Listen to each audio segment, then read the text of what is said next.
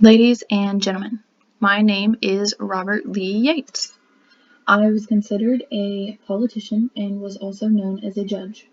I lived a full and successful life from the time I was brought into the world in 1738, then, taken out 63 years later in 1801. Today we will be talking a little bit about myself, if you were not aware by now. So, if you don't mind, I'd like to give you a little bit of background information about me. It all leads up to the bigger question on why and what we are really here for. First off, I was born on January 7th in 1738, and I was the oldest of 12 others. Growing up, being the oldest, I needed to learn to fend for myself, so I learned the craft of being a surveyor, while at the same time trying to pursue my actual dream, which was law. After working with a man named William Livingston in New York City in my early 20s, by 1760, I was then licensed to practice on my own. 5 years after that, I had the privilege of marrying the love of my life, Jeanette Van Ness, Yates, of course. We eventually, over time, bunkered down in Albany, New York, together, and had a whole whopping number of 6 children. Oh, and also, just so everyone knows, I am not and was not the murderer you might have thought I was when you Googled my wondrous name. This man, Robert Yates, the actual person that murdered, if I remember correctly, 13 women over the time span of 25 years. He is a terrible man, which I am not. I am successful, driven, and had a lot to prove in my lifetime. That's why we are here today, to prove myself to you people. But I just wanted to make sure everyone knew that this man to the right that you were looking at is the man, not that guy.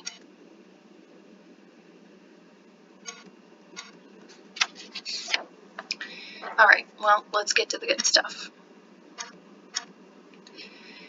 Why are we here today? How did I get the title of being a founding father? Well, first off, what is a founding father? It is a person who starts or helps to start a movement or institution, a member of the convention that drew up the U.S. Constitution in 1787. So, how did I become one, you might ask? Once the revolution broke out, I served on the Albany Committee of Safety and represented my country in 4 provincial congresses and in the convention of 1775 through 77.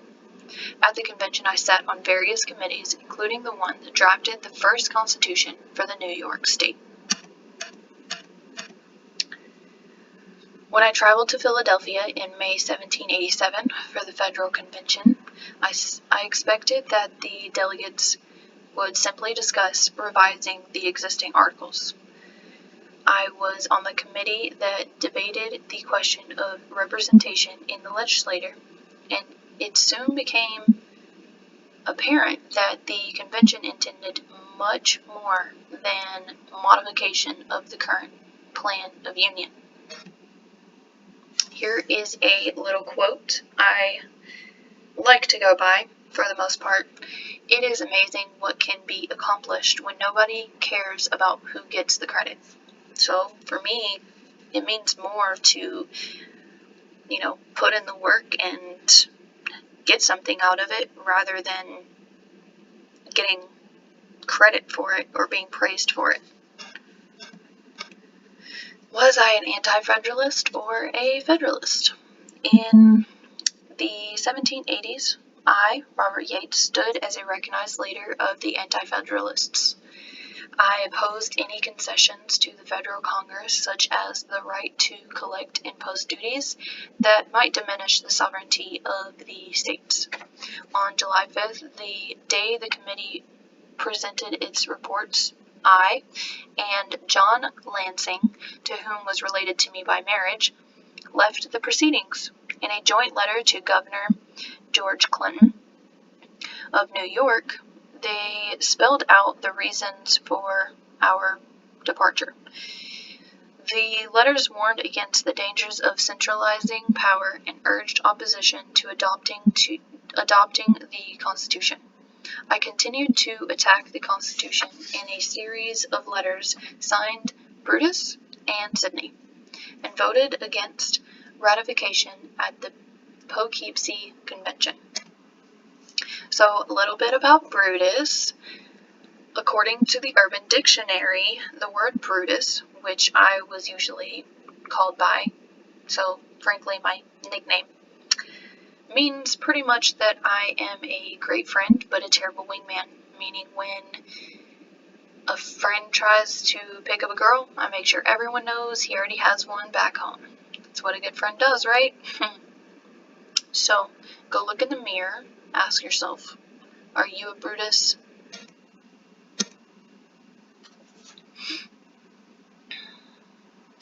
In 1789, I ran for governor of New York, but lost the election 3 years after I retired from the state Supreme Court. On September 9th, 1801, I've passed, leaving my wife, Jeanette, and 4 of my 6 children. Though I had enjoyed a comfortable income at the start of my career, my capital had dwindled away until very little was left. In 1821, my notes from the Constitution Convention were published under the title Secret Proceedings and Debates of the Convention, assembled for the purpose of forming the Constitution of the United States.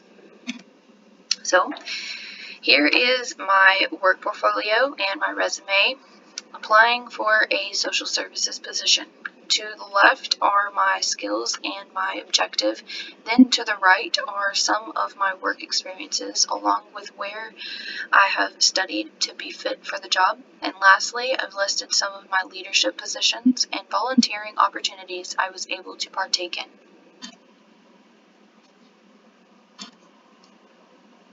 Hi, my name is Robert Yates. I'm a proud volunteer at Northern Rivers Family Services, as well as Bernard and Millie Ducker Children's Medical Center, which are both located in Albany, New York. I heard about this position through my colleagues, and I would love the opportunity to work with your organization.